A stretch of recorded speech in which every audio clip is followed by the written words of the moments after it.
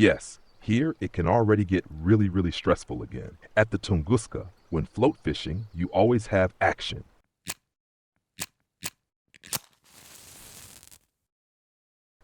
And bam, it goes straight down again and the next fish is on. Yes, with floats at the same time here at the Tunguska, it can already get really wild. I am testing a spot here right now. I had not even seen that before. Way over there at the completely other end of the map, so to speak. Really exciting. And also here some quite good fish are coming in. And of course I'm testing again first with different baits because this spot here, is I would say relatively rare. So almost no one ever goes there. And that's why I also went there. It is basically the end of the map, back there. You can slowly see the village. I came here by boat. So we are right at the beginning, so to speak, of the water. Here is where the water starts. Here is, so to speak, the entrance or the boundary upwards. Yes, and here in this area I'm starting now, and maybe I will even test another spot right away. Because on the way here, I noticed another spot that also looks very good. This here is now the first spot right here at this place, and the second that will be just ahead here at this rock. Because at this rock we have again such a little protruding area, and then we have this whole section here completely open, hence so that the floats can drift there. And that of course always makes it exciting again, when you can just let the floats drift, and then simply that the floats are just nicely in open water and not like here, bit by bit driven towards the shore. So ideally, the floats are positioned so, or you position yourself so, that the water's edge goes a little more in here, that here is more water in this section. Because through the line clip or through the drifting, the floats, then in this case always come closer to the shore, and that is not really ideal. So better look again for another spot that's a bit further out, a bit more open. I think that does not hurt. Although this here has already been quite good. Some Pellet Vendace included, Arctic Vendace included, Siberian Dace also included, and this here even on a size 4 hook. So I'm fishing here relatively big, and still even here, the Siberian Dace, and the frequency was already really good. And now of course I'm testing first again the different worm types, because especially here at the Tunguska, these new compost worm types work. I mean these expensive compost worms, which come in different versions. These farmed worms, which unfortunately you cannot dig up. That means you always have to buy them in these 100-piece packages. They are not really cheap. Still, they really deliver quite well the different fish species here. Exactly. And that's why you just have to use that here. I'm testing it right now, relatively simple, just the mayfly, and in addition, one of these worm types. And it is totally mixed what is biting here right now. I would think that the worm types alone would also work quite well. So simply just the worm without double bait. But still, later on of course I will continue testing with double bait. Double bait really works here at this water. And when you are here 30 plus, you should slowly start to train in the direction of double bait so that you can also catch such nice ones. Yes, very nice. Siberian Dace with over 300 grams plus card. Not bad. Not bad at all. I will gladly take that. Nice fish, good weight, straight back out again and continue. So out again here, and immediately something is going on again. Yes, exactly. Good frequency here. You can do that really well. And as I said, very different. Oh, and again, something is on already. Very quick. And again, something is on. Yes, and that is exactly what I mean. So the bite frequency here can really be stressful. If that is too much for you, then maybe just stand here with 2 rods. That is enough as well. I think, well, Siberian Vendace might even go in as trophy. There were already so many, also very good sizes. And now I'm thinking the Siberian Dace just went in here on a big setup with a size 4 hook. That is crazy, size 4 hook. Then here with the Sura compost worm mayfly in combination, crazy, 9 kilogram fluorocarbon leader. So that you can also land a big omo here or so, then that works quite well. Yes, I would say I will change again anyway now. I will move right away to that other spot over there because honestly, Even though a trophy, it is still not really ideal here because the floats are drifting too close to the shore. And here we already see it again. It is simply too close to the shore, and that is not really ideal. I want to stay out there at about the distance that I cast. So here in this case, it was between 12 and 15 meters easily cast. 1.50 meters depth I had set here, and now we continue with that here at this spot. That means stand here the same way. Does it fit here?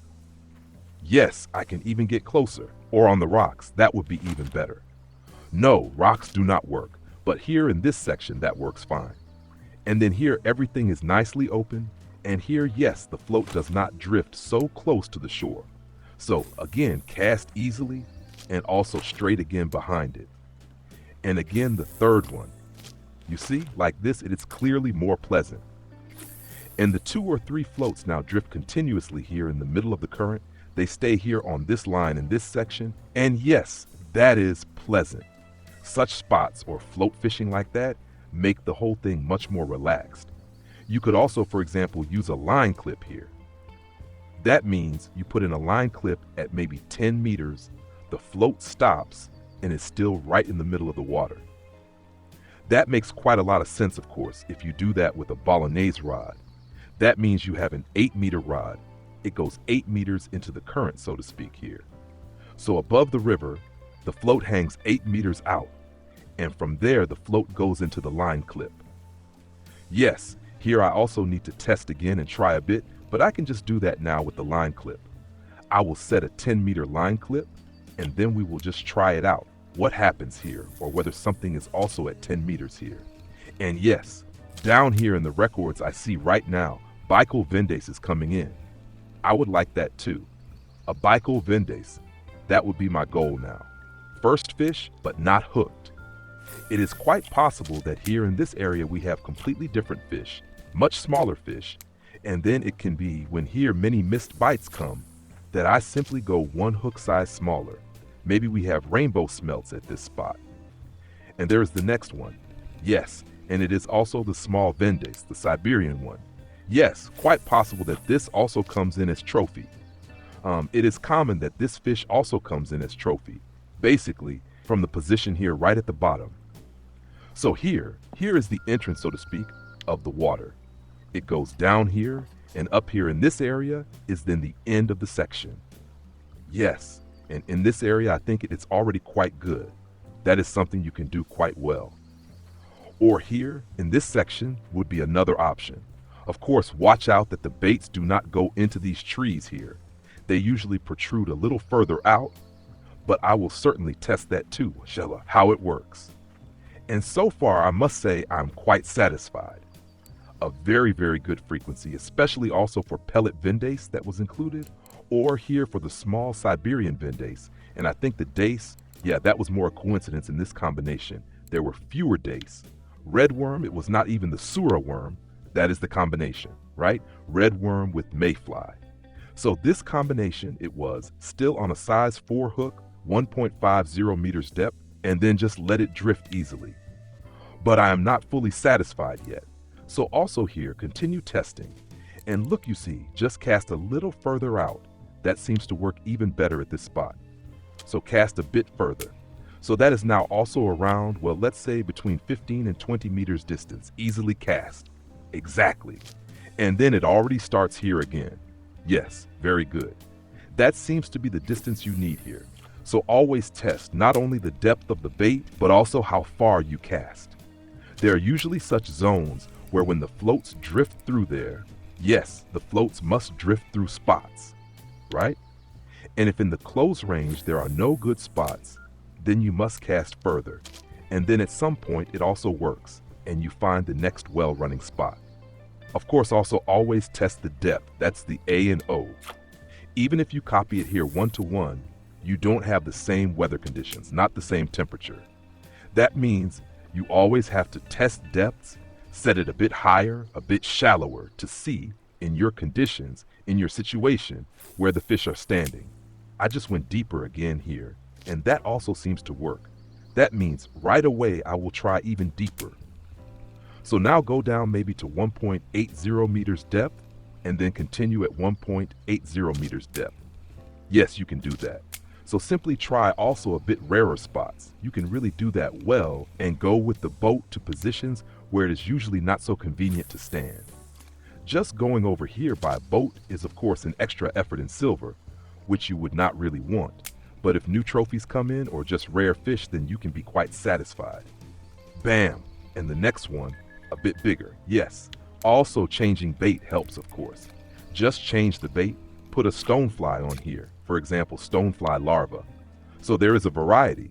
Also again, stoneflies. There is a variety of different baits that also work really well here. All kinds of larvae, worm types, but also insects you can test again and again. So off to the Tunguska. If it helped you, leave a thumbs up.